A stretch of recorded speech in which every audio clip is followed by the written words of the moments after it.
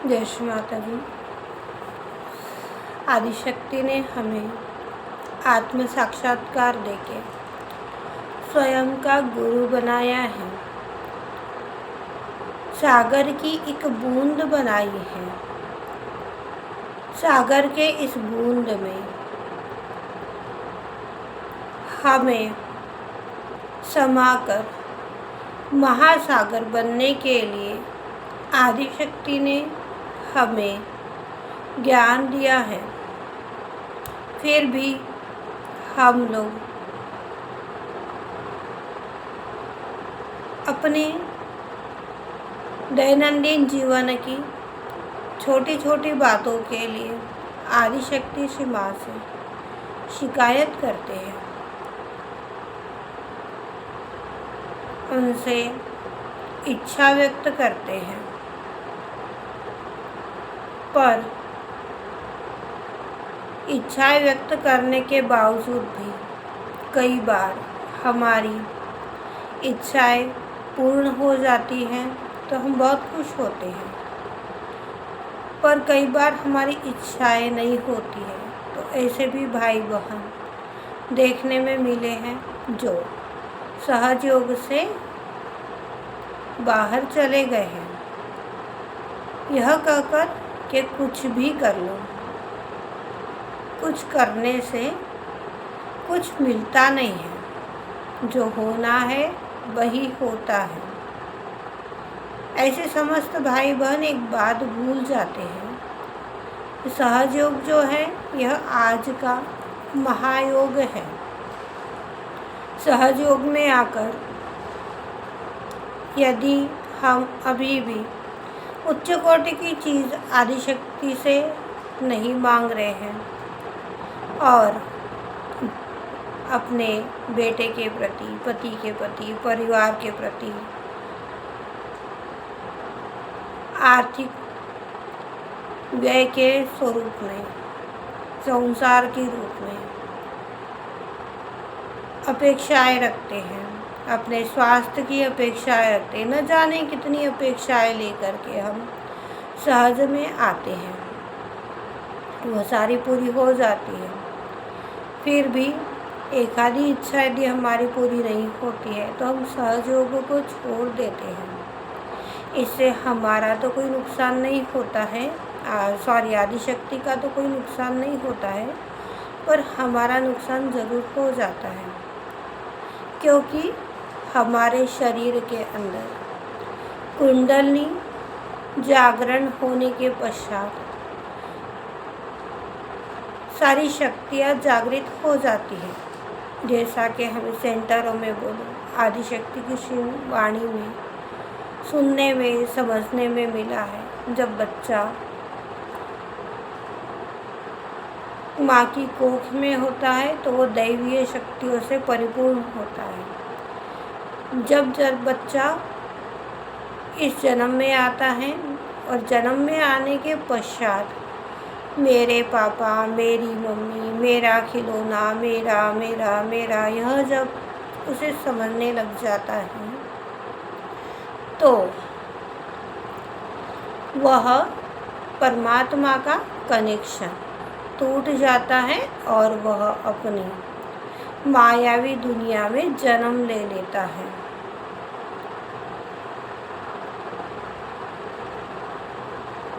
इस बात को हम इस तरह से समझ पाएंगे, यदि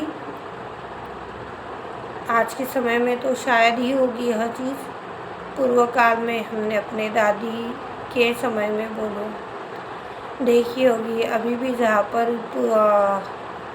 पुराने ख्यालात रखते हैं, इन सारी पुराने गतिविधियों में विश्वास रखते हैं, उन घरों में भी देखने को मिलती होगी कि छोटे बच्चों को लेकर के यदि कोई अपना व्यक्तिगत सवाल पूछता है, हाँ रे बेटा ऐसा काम हो जाएगा क्या, मेरी शादी हो जाएगी क्या, मुझे जॉब लग जाएगी क्या, इस टाइप के जितने भी जिस स्वरूप के सवाल हैं, वो यदि जो जवाब देता था वह सत्य साबित हो जाता था। पर कभी हमने ये सोचा है कि ये थोड़ा बच्चा जब मेरा उसे समझ में आता है और कनेक्शन छूट जाता है, तब ये क्यों नहीं होता है। यही बात आज आदिशक्ति ने सिखाई है। मैं क्या था जब हम आदिशक्ति ने हमें इस मायावी नगरी में जन्म दिया, जब हमें कुछ भी समझ में नहीं आता था, मेरी मम्मी, मेरे पापा, मेरा खिलौना, मेरा कुछ भी समझ में नहीं आता था, तब तक सब कुछ बहुत अच्छा चलता था। पर जब से हमारा समझ में आने लग गया तो एक तरह का अहंकार उसके अंदर छा गया। जब वो माँ की कोख से जन्म लेकर के दुनिया में आया था तो उसकी क्या पहचान थी? क्या वो किसी प्रकार का नाम लेके आया था? क्या वो किसी प्रकार का उद्देश्य लेके आया था? उसके अंदर किसी प्रकार की इच्छाएं थी या किसी प्रकार की कार्य शक्ति थी? यह बात सहयोग में आने के बावजूद भी यदि हमारे अंदर है तो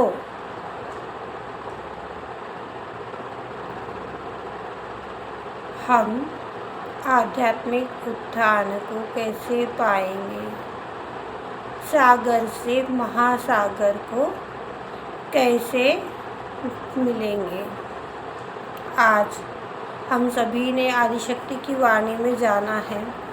1,40,000 ही लोग पार होंगे। ना हमें किसी के चित्त में जाना है, ना हमारे चित्त में किसी को आने देना है। हमें निर्लिप्त निर्विकल्प अवस्था में सिर्फ और सिर्फ आदिशक्ति से ही जुड़े रहना है। तो आज जो भी हम ध्यान कर रहे हैं, आदिशक्ति का पूजन कर रहे हैं, जो कुछ भी कर रहे हैं, इसका फल हमें कभी ना कभी मिलता है। यह बात हमने आदिशक्ति के वाणी से जानी थी। जब तक आपका योग घटित नहीं होगा तब तक आपका क्षेम भी नहीं होगा। तो कुछ बातें, कुछ इच्छाएं हमें समय के ऊपर छोड़ देनी चाहिए। इच्छा करके उसे भूल जाना चाहिए। जब हम इच्छा कर उसे भूल जाते हैं, छोड़ देते हैं, तो वह बात आदिशक्ति के चरणों में पहुंच जाती है। आदिशक्ति के चरणों में जब कोई बात पहुंचती है तो अष्टभुजाधारी आदिशक्ति माँ निर्मला कलयुग की अवतार के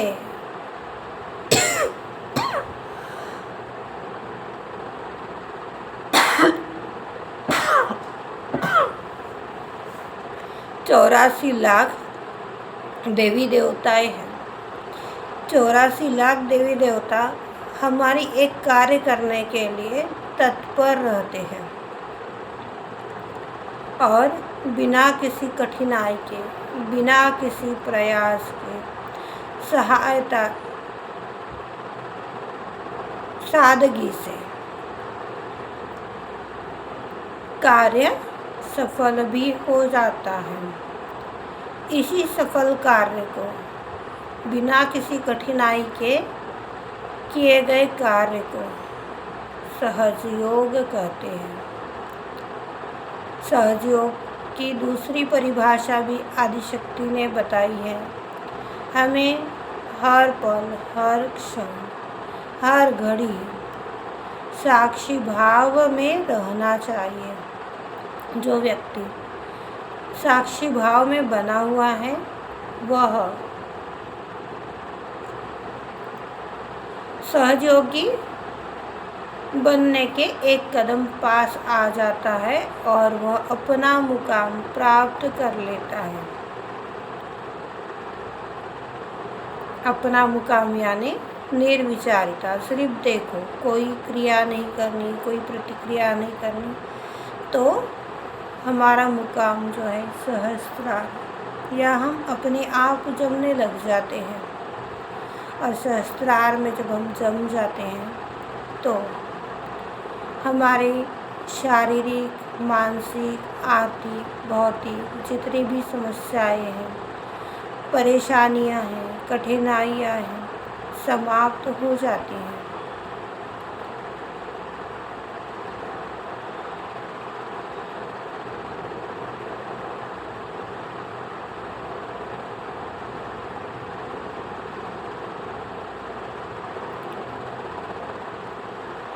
यह शस्त्रार में पहुंचने के पश्चात भी गण हमारी परीक्षा लेते हैं। हम अपनी आदिशक्ति माँ के चरणों में कितना समर्पित है, कितना विश्वास करते हैं। इसके लिए हमारी लाइफ में परिपूर्ण होते हुए भी कठिनाइयाँ आती है। कठिनाइयाँ आने के बावजूद हम सहयोग को छोड़ देते हैं, तो भी हम हमारे ही कष्टों को नेवता देते हैं, बुलावा देते हैं। सहस्त्रार में स्थापित होने के लिए, साक्षी भाव में स्थापित होने के लिए आदिशक्ति श्री माता जी ने अपने वाणी में एक उदाहरण दिया है।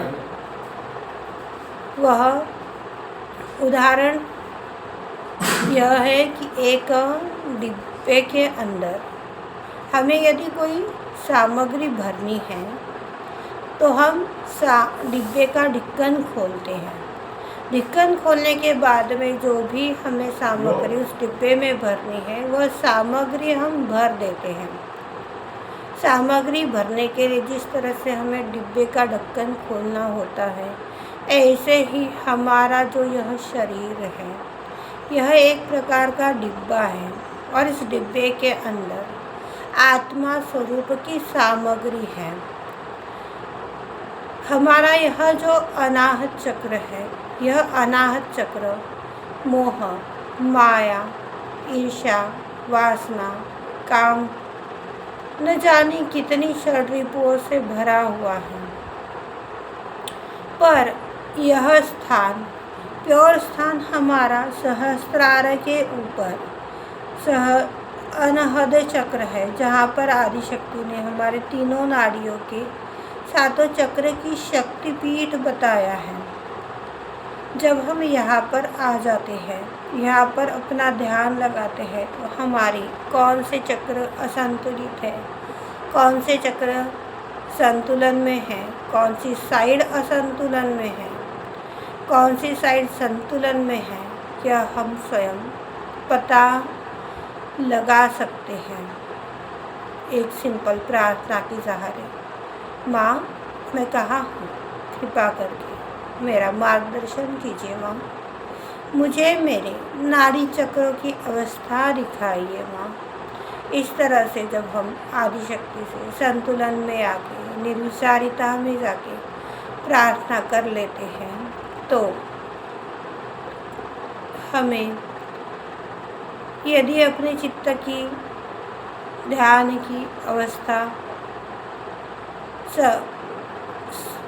आदिशक्ति के हिसाब से सही है, तो वह हमारे हाथों के ऊपर हमें इंडिकेशंस देती है। हमारे हाथों पर के चक्र हमें बताते हैं कि हम कहाँ हैं, हम संतुलन में है या नहीं है, हमारा कौन सा चक्र पकड़ा हुआ है।